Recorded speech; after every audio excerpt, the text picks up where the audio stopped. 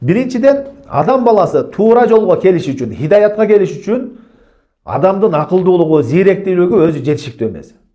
Сөз түрдө Аллах Тааладан ийгилик, колдоо жана хидаят болбосо, адам канчалык акылдуу болсо дагы, канчалык кыйын болсо дагы, ата теги кыйын болсун, бай болсун, мансабы болсун, ал Аллах Таала хидаят бербесе келбейт.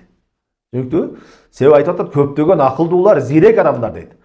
Ошон үчүн Шейх Ислам Ибн Таймия рахмаулла Фатава Хамауия деген китебинде мутакаллимдерге, ошо философторго, жанагы жахмилерге, муътазилдерге жооп берген.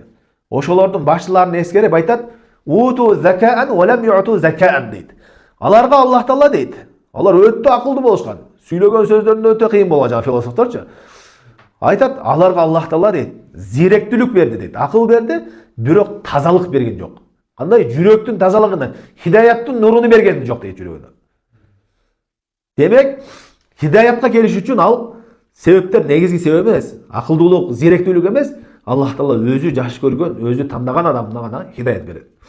Ошон үчүн Пайгамбар саллаллаху алейхи вассаламдын абасы Абу Талиб пайгамбарыбызды багып чоңойткон, пайгамбарыбызды мушриктерден коргогон, бүт кыйынчылыктарга пайгамбарыбыз менен чогуу болуп, чогуу туруп сабыр кылган, пайгамбарыбыз коргоп, ошол пайгамбарыбыз ушунчалык жакшы көргөн аны, пайгамбарыбызды ушунчалык жакшы көргөн. Ошол дагы эмне? Мушрик кафир бойдон өлдү.